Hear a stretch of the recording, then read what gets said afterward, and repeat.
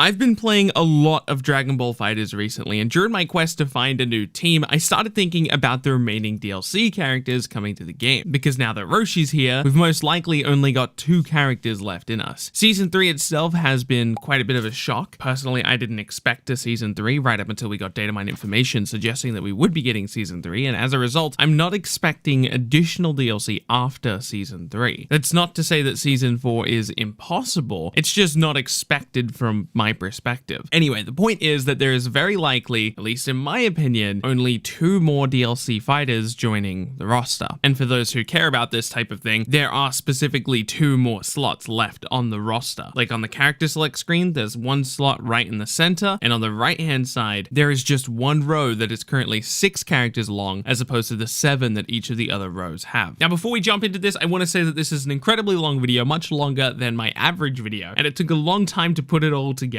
so I'd very much appreciate it if you could go ahead and leave a like on the video. It helps out a bunch, and if you're new around here, subscribing helps out with the algorithm a bunch. So I'd very much appreciate that as well. Dragon Ball FighterZ has already managed to deliver on most of the characters that I personally want. Since I started being interested in the game, I really wanted characters like Kefla. It took a while, but we got there. I wanted characters like Videl, Bardock, all the fusions were on my bucket list. And if I never get another character that I'm personally hoping for in Dragon Ball FighterZ, I'll be fine, because the roster we have is more than satisfactory to me. So instead of doing a traditional wish list or prediction list for this video, I thought it would be more interesting to talk about all the characters that I would consider possible for the game, and then explore some of their possibilities as I talk about them. So I've comprised a list of 17 possible characters, and I do believe that the last 2 characters will be among this list of 17 characters. I don't know which combination of characters they will be, but I do believe that they're somewhere on this list. So we're going to talk about each of these characters, what chances I think they have, or if they don't have chances,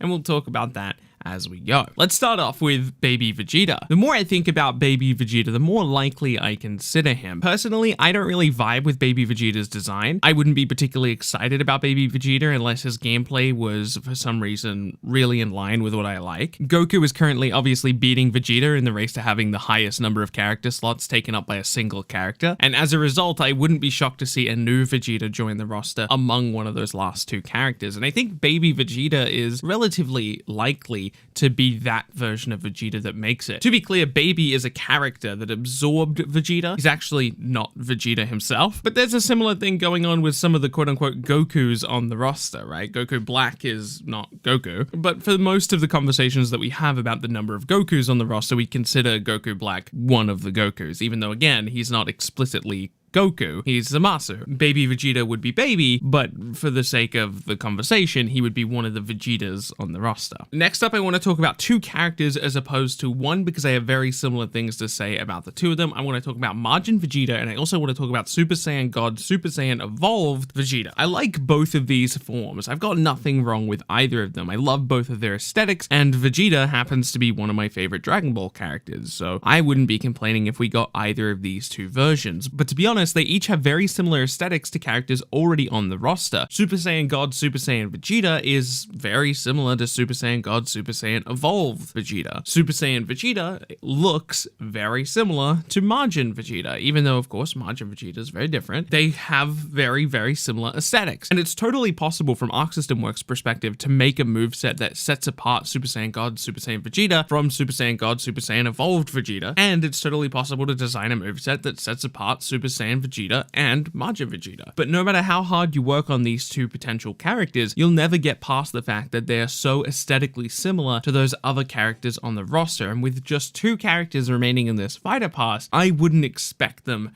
to go with such a similar aesthetic direction to characters that we already have on the roster, and for that reason, I personally am not expecting Majin Vegeta or Super Saiyan God, Super Saiyan Evolved Vegeta. Next up, I want to bring up Bojack. Of all the movie characters, I would consider Bojack relatively likely. For my personal taste, I'm not a huge Bojack guy. I don't really like his design. I especially don't like him as one of the last 2 characters, but that's just me. There's certainly some Bojack fans out there that really want to see him in the game, and we certainly need another big body character. We don't really have a big body character in the lineup of DLC Fighter Pass 3 yet, so Bojack would certainly be bringing that to the table alongside his movie representation, of course. I'm personally not not feeling it, but I could understand if somebody was looking forward to Bojack. Now, I want to bring up Bulma. Bulma in a mech suit would be freaking hype. Level with me for just a moment. Bulma would be unironically the most hype Dragon Ball FighterZ character in history, just because she would be so wild. As awesome of an idea that is, having Bulma be in Dragon Ball FighterZ, I'm fairly certain it won't be happening. Dragon Ball FighterZ, despite having characters like Yamcha compete with a character like Beerus, FighterZ is very true to the source material, and Bulma, even as a mech, doesn't really stand up to any of the characters on the roster. It could totally work, and from a design perspective, it's possible to make a moveset for literally any character. Heck, you can make a character like Emma from The Promised Neverland. You can make a fighting game moveset with a character like that. It just depends on what you're going for. In the case of Dragon Ball FighterZ, it's a relatively immersive fighting game, right?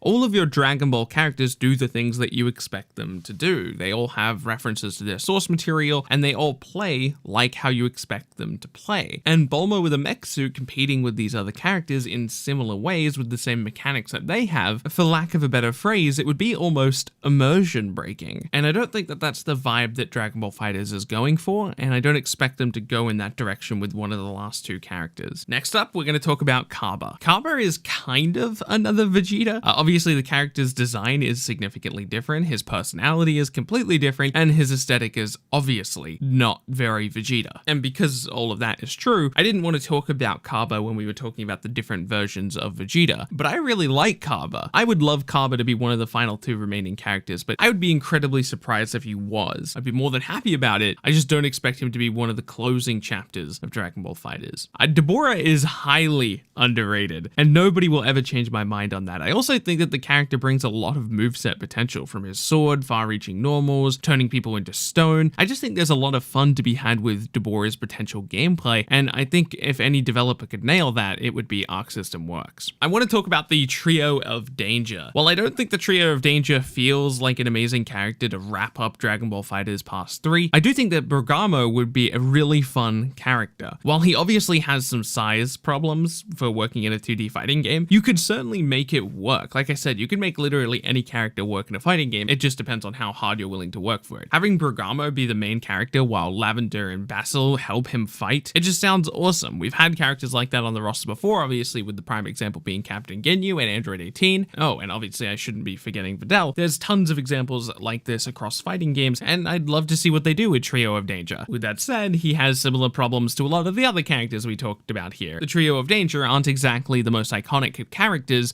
from the Dragon Ball lore, and as a result, you don't want them to be the closing chapter of your DLC. Dyspo, similar to Dabura and Bergamo, potentially really fun character, but not exactly the most iconic of characters. I'd add Dyspo to that list of characters that are incredibly fun and have lots of unique potential moveset possibilities, but probably don't deliver on that kind of iconic feel of the final FighterZ Pass. I'll bring up Frost, even though I don't particularly want to. Frost is a bit too much like Frieza for me to get excited about the character, and I think most people feel the same way. I just wanted to bring him up because for some reason, whenever Bandai Namco makes a post about Dragon Ball FighterZ, I see like 10 or so people request Frost. I don't know where all these Frost fans came from, but I don't get it. Frieza literally has a color for Frost in the game, so if you want to play Frost, you can literally just do that, and it's not too far off of what Frost would be. Yeah, I don't know. I'm not feeling the Frost vibes, and I certainly wouldn't consider the character likely, so let's avoid spending more time on this. I'm sorry if that sounded really aggressive and you're like a Frost fan. I'm sorry. Next up is Omega Shenron. Listen, here's how I feel about Omega Shenron. He works, and I'd be incredibly excited to try out his character, even though I don't particularly enjoy his design. There's something about big body characters in Dragon Ball FighterZ that are incredibly fun to me. Z Broly is by far my favorite character in the game, and I've enjoyed the other big body characters that I've spent even a little bit of time with. So I'm guessing that I'd really enjoy Omega Shenron. But I think if we're going to get a GT character among those last two characters, I don't think there's going to be two GT characters. So I suspect that if we were to get a GT character, it would be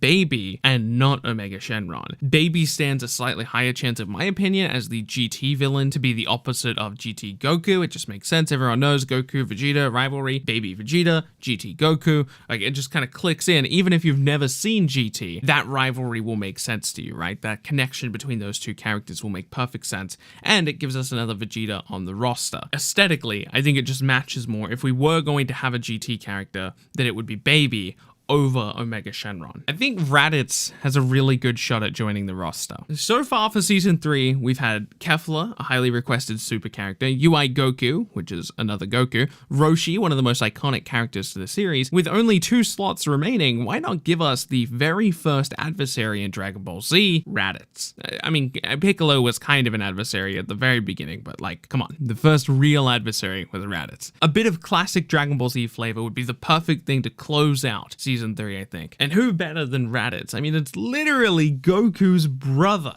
Come on. I'm shocked that he's not already in the game. I thought he would be in the first season of DLC. We'll see where this ends up, but personally, I think he's very, very likely to be one of the last 2. Ribrianne. You knew it was coming. We had to talk about Ribrianne. I am no Ribrianne hater. I actually think Ribrianne's pretty cool. You can't take that away from me. I don't care. Stay mad. I like the design of the character. That's just where I'm at. I know I'm not in the majority there. Whatever, man. Don't care. I'm happy. Ribrianne would totally be more than deserving of an inclusion in Dragon Ball FighterZ. And like I said, I tend to enjoy big body characters in Dragon Ball FighterZ, so I'm sure her gameplay would be fun for me at least. But Ribrianne is very disliked among the Western audience, and I have no idea how that would affect their decision, so I don't know how likely Ribrianne is, but if you take the disdain away that the Western audience has for Ribrianne, I would consider her incredibly likely. Moving on to the next character, Whis. I've noticed a distinct lack of requests for Whis. I don't know why. I love Whis' aesthetic. I would love for him to be playable, but the source material doesn't really allow for Whis to fight a lot outside of like random training stuff. Whis is very much an idle spectator, kind of like a Ryuk character when you think about it. You know, he is the angel, right? He's just watching over them. I mean, he helps out, but you know, he's not one to scrap, you know, he's not throwing hands. And because of that, the vast majority of his moveset couldn't just be yoinked from the source material the same way that it is with the other characters. You would have to make a lot of it up. With that said, the character is totally capable of fighting and would be up there on the list of my most desirable characters. I'll briefly talk about Arale. I don't want to spend too much time talking about Arale because I highly doubt the character will ever make it, but it's a possibility, so I thought I'd mention it. That's kind of really all I want to say about it. I don't think she stands a chance of making it. She's obviously a very, very, very, very gimmicky character, and as a result, I'm not a huge fan of having her in the game. But like I said, it's a possibility. Toppo's up next. Toppo was one of the big last Tournament of Power characters that we haven't gotten, of course, other than Ribrianne, and we need a big body character. So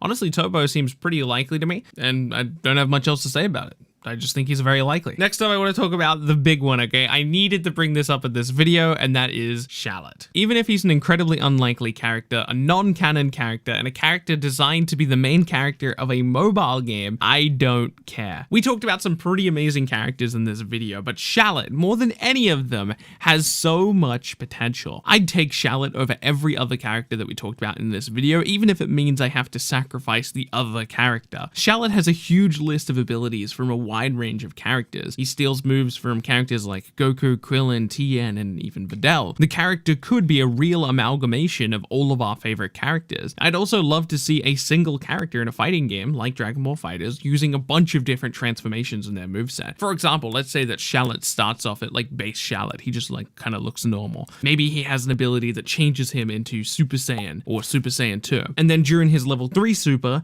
he turns Super Saiyan 3. Let's say he does Final Flash or something like that, and then he does, you know, Super Saiyan level 3, kind of like how we have with Goku's level 3, right? But it's Shallot, and he goes Super Saiyan 3, and he does Final Flash instead. Or maybe he does Special Beam Cannon for his level 1, and that's when he goes Super Saiyan 2 or something. I don't know, man. The point is, there's so much you can do with his moveset. He's even got Super Saiyan God. I don't know what else to say, man. There's just so much potential in this character's damn moveset. It's just a matter of them choosing to add him or not. And obviously, I don't think they're gonna add him, because he's a freaking mobile character game, and he's not even a part of the main canon. He's not even a part of like anything that's been animated. He's not even in any manga or anything like that. He's not a part of a spin-off series. He's just a mobile game character, so it's not gonna happen. But I want it so bad. Give it to me.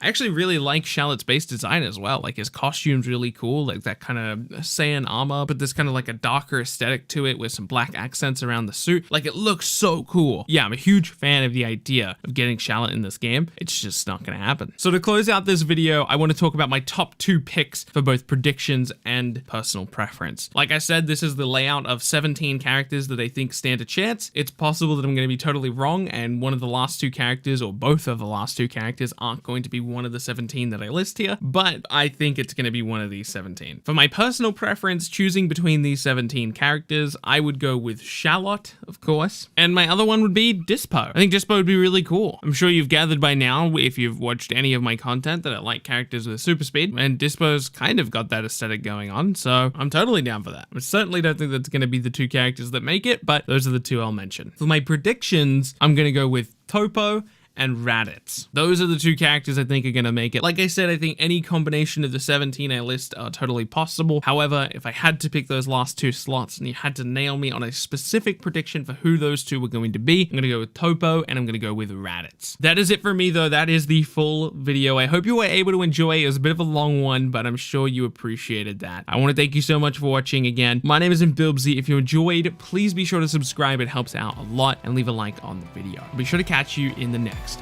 video.